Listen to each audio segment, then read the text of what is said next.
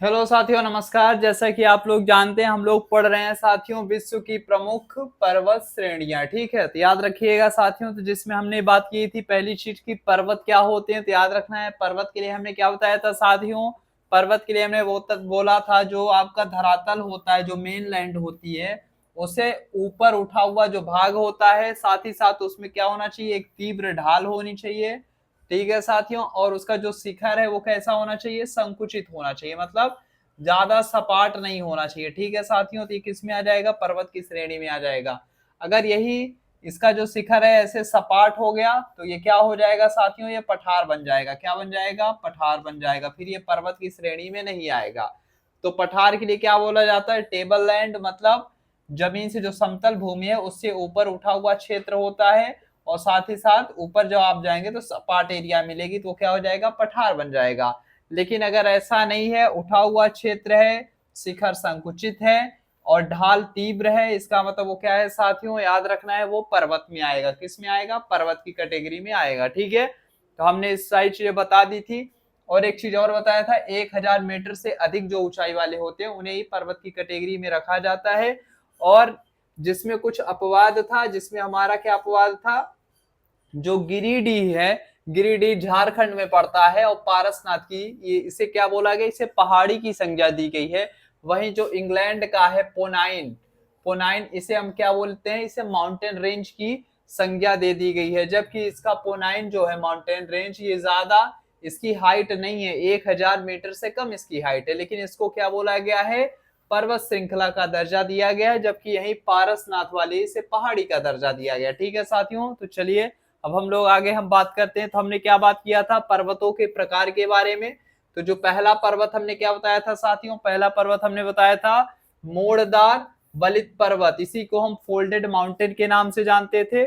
जो इसमें क्या बोला गया कि विश्व के जो ऊंचे और सर्वाधिक विस्तृत पर्वत हैं आपको कहाँ मिलेंगे साथियों, तो मोड़दार वलित पर्वत में ही आपको विश्व के ऊंचे और विस्तृत पर्वत मिलने वाले हैं। ठीक है, जिसमें हमने क्या बात किया था साथियों, एंडीज, रॉकी और हिमालय, और साथ ही साथ आप एटलस को भी ऐड कर सकते हैं। और आल्प्स, जो आल्प्स मतलब यूरोप वाला, और ये जो दक्षिणी आल्प्स है ये आपका कहाँ मिलेगा, न्यूजीलैंड में मिलेगा। ठीक है साथियों, और इसी की जो हाईएस्ट पीक थी वो क्या थी, माउंट कुक थी। क्या थी साथियों, माउंट कुक, याद रखना है, किसकी, दक्षिणी आल्प्स की। ठीक है, याद रखना है, बाकी हमने सभी का बता दिया है। अब जो भाई लोग नहीं देखे वो आप लोग पहली वीडियो देखिएगा, कौन से नाम से है, विश्व की प्रमुख पर्वत श्रेणियों के नाम से पहली वीडियो अपलोड कर दी गई है। दूसरी वीडियो है साथियों, तो आप पहली वीडियो देखिए, दूसरी वीडियो देखेंगे तो आपको ज्यादा क्लियर समझ में आएगा साथियों।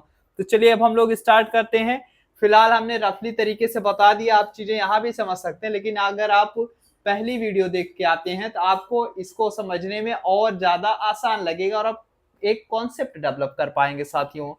हमने क्या बताया था, जो आपका मोड़दार वलित पर्वत होता है वो कैसा होता है, आपका देखेंगे तो ये पूरा का पूरा उठा रहेगा, और फिर ये इसका स्लोप क्या रहेगा, तीव्र ढाल रहेगी। ठीक है, तो ये किस में आ जाएगा, फोल्डेड माउंटेन में, आपका वलित पर्वत में आ जाएगा। ठीक है, जिसमें आपका जो हिमालय है ये नवीन वलित पर्वत की श्रेणी में आता है। और साथ ही साथ जो आल्प्स है ये भी क्या आता है, नवीन वलित पर्वत की श्रेणी में आता है। ठीक है, याद रखना है। चलिए अब हम लोग दूसरा बात करते हैं। तो जो दूसरा आएगा वो क्या आएगा साथियों, अवरोधी या ब्लॉक माउंटेन। क्या बोला जाता है, ब्लॉक माउंटेन या अवरोधी पर्वत। ठीक है, अब देखिए जो इसका निर्माण है कैसे हो रहा है साथियों, तनाव या खिंचाव की शक्तियों के द्वारा हो रहा है। मतलब तनाव या खिंचाव की शक्ति द्वारा जब इसका निर्माण होगा, किसका, इस पर्वत का, साथ ही साथ क्या होगा, इसमें भ्रंश या फिर दरारें पड़ जाएंगी। क्या पड़ेंगी साथियों, भ्रंश पड़ेगा या फिर दरारें पड़ जाएंगी। ठीक है, और जिसकी वजह से क्या होगा, इसका कुछ भाग क्या हो जाएगा, ऊपर की तरफ उठ जाएगा, और कुछ हिस्सा क्या होगा, नीचे की तरफ धंस जाएगा। ठीक है, इतना याद रखना है। तो क्या बोला गया, जिस कारण धरातल का कुछ भाग ऊपर उठ जाता है और कुछ भाग नीचे धस जाता है, इतना याद रखिएगा। तो कुछ इस टाइप में दिखेगा, मतलब ये उठा हुआ, फिर आप देखेंगे फिर धसा हुआ है, फिर आगे आ जाएगा, फिर उठा हुआ रहेगा, फिर धसा हुआ रहेगा, ऐसे पूरा बनेगा। इस पर्वत को हम लोग क्या बोलेंगे साथियों, ब्लॉक माउंटेन बोलेंगे, अवरोधी पर्वत के नाम से जानेंगे। ठीक है साथियों, इतना याद रखना है। जिसमें आप क्या बोल सकते हैं, कैलिफोर्निया, कैलिफोर्निया माउंटेन रेंज आपको कहाँ दिख रही है साथियों, ये आपको दिखेगा यूएसए में दिखेगा, यूनाइटेड स्टेट ऑफ अमेरिका में ये आपको पर्वत देखने को मिल जाएगा। ठीक है, जिसका नाम क्या है कैलिफोर्निया। जब जाएंगे आप यूएसए में तो आपको मिलेगा सियरा नेवादा। क्या मिलेगा साथियों? Sierra Nevada. ठीक है, इतना याद रखिएगा। सियरा क्या होगा? Sierra Sierra Nevada. ठीक है, याद रखना है। ये आपको कहाँ मिलेगा? कैलिफोर्निया यूएसए में मिल जाएगा। ठीक है, और इसके लिए क्या बोला जाता है? विश्व का सबसे अधिक विस्तृत ब्लॉक पर्वत है। मतलब सबसे ज्यादा अगर विस्तृत एरिया में अगर ब्लॉक पर्वत कहीं पे मिल रहा है तो कहाँ पे मिलता है साथियों? याद रखना है कैलिफोर्निया यूएसए में आपको सियरा नेवादा मिलेगा। यही विश्व का क्या है? सबसे अधिक विस्तृत ब्लॉक पर्वत है। इतना याद रखिए, कभी कभी पूछ लेगा क्वेश्चन कि विश्व का सर्वाधिक विस्तृत ब्लॉक पर्वत कौन सा है, तो क्या बताएंगे? Sierra Nevada. ठीक है, और ये कहाँ पड़ेगा? यूएसए अमेरिका में। अमेरिका में कहाँ? कैलिफोर्निया में। ठीक है, नेक्स्ट अगर हम बात करते हैं साथियों, जर्मनी में जो आपका ब्लॉक पर्वत दिखेगा तो वो कौन सा दिखेगा? ब्लैक फॉरेस्ट के नाम से मिलेगा। क्या मिलेगा? ब्लैक फॉरेस्ट के नाम से जर्मनी में मिल जाएगा। और वही फ्रांस में आपको क्या मिलेगा? तो याद रखना है वॉस जेस पर्वत। क्या बोलते हैं साथियों? वॉस जेस पर्वत। क्या बोलेंगे आप? वॉस जेस पर्वत। ठीक है, ये आपको कहाँ मिलेगा साथियों? फ्रांस में दिखेगा। ठीक है, और फ्रांस आपको कहाँ मिलता है? तो आप लोग जानते हैं यूरोप महाद्वीप में आता है। किस में आता है साथियों? यूरोप महाद्वीप में आपको फ्रांस मिल जाएगा। ठीक है, और जर्मनी भी कहाँ मिलेगा साथियों? यूरोप महाद्वीप में मिलेगा। जबकि अमेरिका आप लोग जानते हैं तो ये उत्तरी अमेरिका महाद्वीप का हिस्सा है। और अगर यही हम बात करते हैं साथियों, जो ब्लॉक पर्वत है अवरोधी पर्वत, ये आपको कहाँ भारत में कहाँ देखने को मिलेगा? तो याद रखना है सतपुड़ा माउंटेन रेंज और विंध्य माउंटेन रेंज। ये आपको किसके लिए है? किसके एग्जाम्पल में मिल जाएगी? तो ब्लॉक माउंटेन में आपको मिल जाएगा। कौन? सतपुड़ा और विंध्य पर्वत। ठीक है, और इन्हीं दो पर्वतों के मध्य कौन सी नदी बहती है? तो याद रखना है नर्मदा नदी। कौन सी नदी है? नर्मदा नदी आपको दिख जाएंगे। ठीक है साथियों, कौन से? सतपुड़ा और विंध्य माउंटेन रेंज के बीच में नर्मदा नदी बहती है। और नर्मदा नदी जैसा कि आप लोग जानते हैं मध्य प्रदेश की नदी है। और मध्य प्रदेश की नदी एक तौर पे मध्य प्रदेश की जीवन दायिनी के तौर पे भी इन्हें जाना जाता है।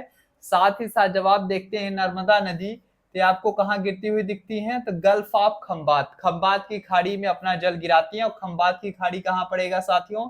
अगर आप देखते हैं तो ऐसा कुछ भारत का मैप आप ऐसे देखते हैं तो ये आपका पूरा क्या हो जाएगा? ये वाला जो क्षेत्र है गुजरात का है। और यहीं पे क्या है? गल्फ ऑफ खंबात है, खंबात की खाड़ी, यहीं पे अपना जल गिराती है नर्मदा नदी। ठीक है, इतना याद रखना है। और ये अरब सागर का क्षेत्र है। किसका क्षेत्र है साथियों? अरब सागर का क्षेत्र है गल्फ ऑफ खंबात। ठीक है, इतना याद रखना है मेरे दोस्तों। चलिए अब हम लोग आगे बात करते हैं। तो आगे अब हम लोग नेक्स्ट बात करेंगे। तो हमने जान लिया सतपुड़ा और जो विंध्य माउंटेन रेंज है ये कैसी है? तो ब्लॉक पर्वत की है। किसकी है? ब्लॉक माउंटेन का एग्जाम्पल है। ठीक है, भारत में। ठीक है, अगर वही दुनिया की बात करेंगे तो कैलिफोर्निया यूएसए का सियरा नेवादा आएगा जो कि सर्वाधिक विस्तृत ब्लॉक माउंटेन में आएगा। और वहीं आपका जर्मनी का ब्लैक फॉरेस्ट आएगा। और जर्मनी आपका यूरोप में पड़ता है, फ्रांस भी यूरोप में पड़ता है। और फ्रांस का कौन सा है? वॉस जेस पर्वत जो है वो कौन से एग्जाम्पल में आएगा? तो ब्लॉक पर्वत में आएगा। ठीक है साथियों, नेक्स्ट चलिए अब हम लोग बात कर लेते हैं।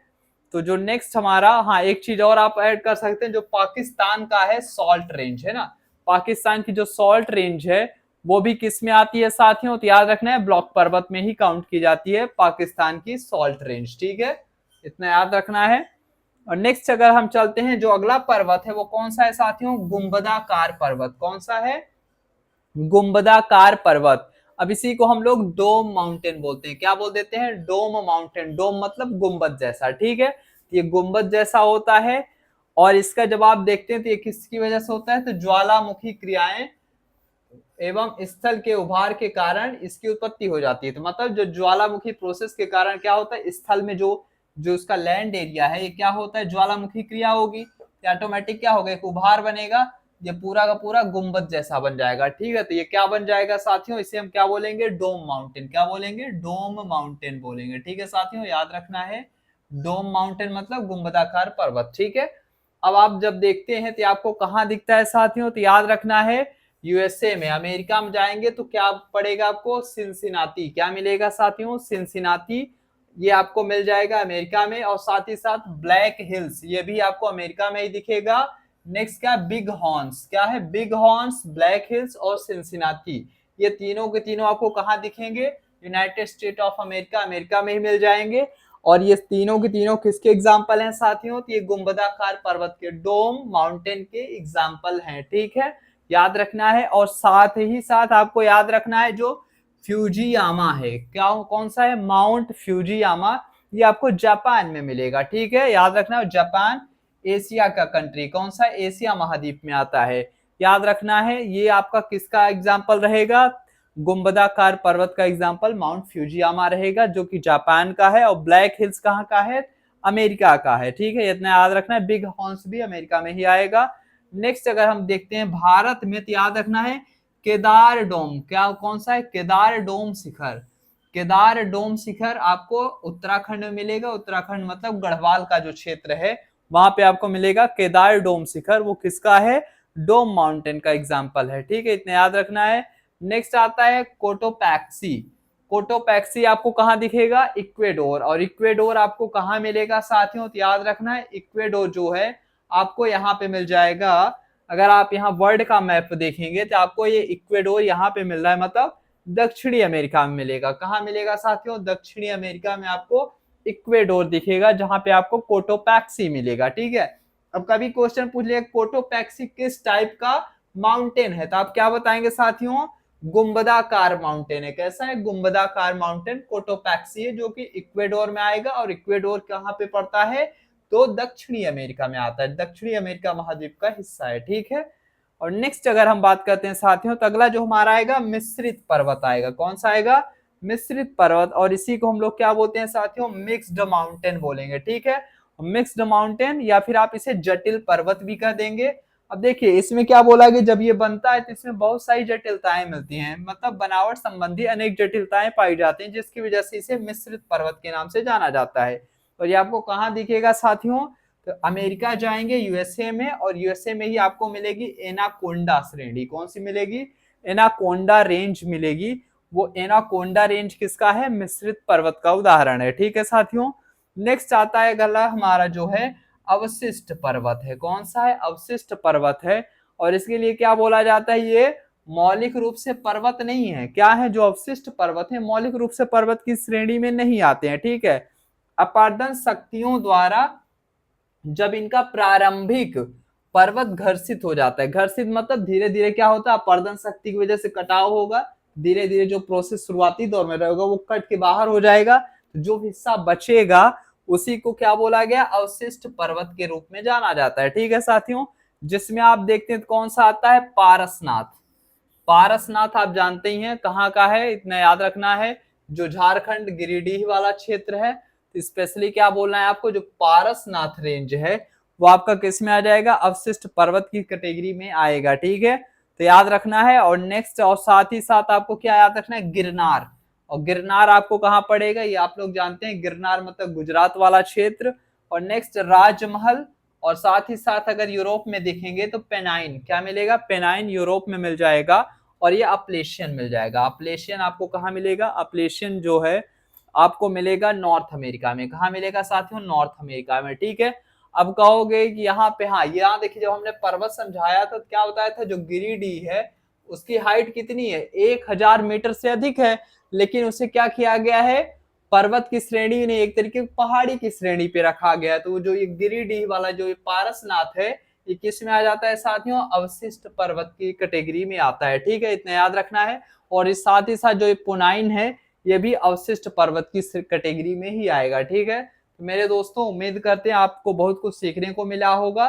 तो मिलते हैं अपने नेक्स्ट वीडियो में। अभी इसमें 2 वीडियोस और आएंगे जिसमें हम बहुत सारे अगले क्या चर्चा करेंगे, जो पर्वत श्रेणी है उसका नाम, कंट्री का, और प्लस उसकी जो हाइट है, साथ ही साथ वो किस महाद्वीप से बिलोंग करता है, उस पर स्पेशल चर्चा करेंगे साथियों, ताकि आपका एग्जाम में इस पॉइंट से रिलेटेड क्वेश्चन नहीं छूटने चाहिए, ठीक है। उम्मीद करते हैं ये वीडियो पसंद आया होगा। इस वीडियो को ज्यादा से ज्यादा अपने साथियों तक शेयर करें, ताकि हर वो बच्चा पढ़ पाए जो स्पेशली पढ़ना चाहता है, ठीक है दोस्तों। तो मिलते हैं अपने नेक्स्ट वीडियो, तब तक के लिए बाय बाय।